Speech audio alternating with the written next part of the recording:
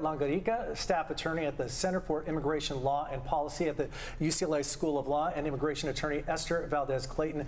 Thank you so much for joining us here on The Floor. We want to just get right to it. We're in a crisis here right now. Why? If you could start off, Monika. Look, the reality is that for the last 3 years, Title 42 has blocked access to ports of entry and to asylum for people who are seeking asylum at the border. That has been happening for 3 years.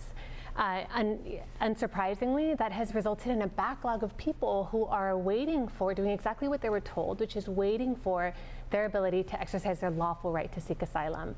This could have been a moment for the administration and our communities to renew their commitment to build infrastructures to welcome people.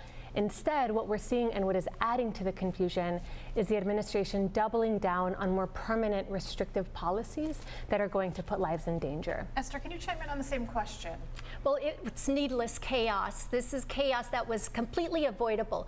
If you look at the scenes that we've been seeing along the border, I spoke with elderly people who had traveled from Venezuela with everything that they owned, coming to the U.S. border, having been misled, getting bad communication by not just our government, giving them opportunities to access CBP One app when they have no chargers, no electronic or technological savvy.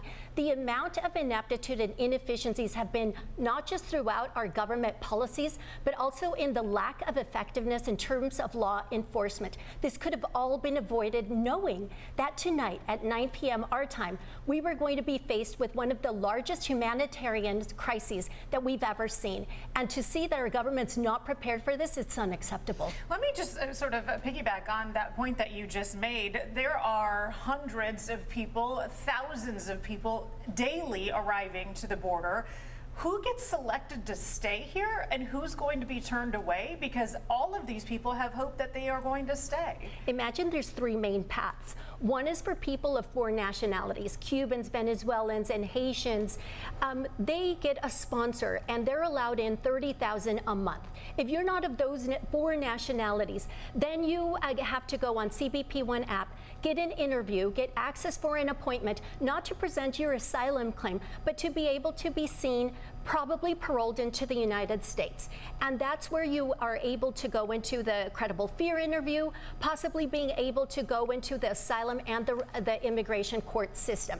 If not, and as of tomorrow and as of last night, if you don't ask for transit and refuge in the third country that you pass through, then you are subject to expedited removal. So this is excessively confusing, and that's what you're hearing from a lot of these migrants. The legal process is causing them to cry, not just their travails and their whole migration. Yeah, we have this complicated, confusing process, and then something you referred to earlier, our infrastructure for it. First off, we've reduced the amount of legal immigrants who are allowed in this country over the last few years. We've had Title 42, so we have this buildup. Are we doing enough to fund our border security and our border processing? We don't have dedicated immigration courts. What needs to be done here? Look, I was born and raised in San Diego, and for several years have worked as a part of a community of advocates and a coalition that has worked with all levels of government to create an infrastructure that we have right now in San Diego to welcome and receive people with dignity, with humanity, in a manner that comports with public health. To the extent that the need exceeds the existing capacity, that means that there needs to be greater levels of investment from all levels of government, local, state, and federal, not that we need to turn to more restrictive policies, because restrictive policies create backlogs of people who cannot access their right to seek asylum, and it foments chaos and confusion like what we're seeing now. We're almost flat out of time here, and I'm going to ask a question that I'm sure we could spend 30 minutes diving into, but what is one thing, and I'm going to go back and forth here, in your opinion, that would have stopped what is happening today, rather tonight? What is the one thing that could have been done ahead of time? You know, 1 year ago, in May of last year, the administration tried to initiate a wind down of Title 42, a phased wind down.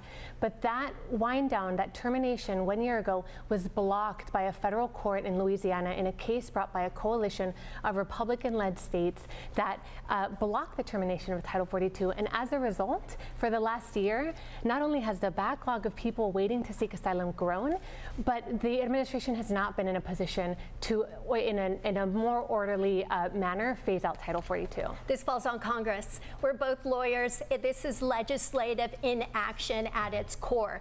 If Congress wanted to handle this better, they could have eliminated the parole program and several of the loopholes that are allowing people to needlessly travel thousands of miles, believing that they're going to have access through asylum when poverty is not a qualifier. The vast majority, according to ICE, are economic migrants. By that, on its merits, they don't qualify for asylum because it's not persecution on account of 5 protected grounds. This could have been closed, could have been handled by Congress, and it falls back on them to do their job.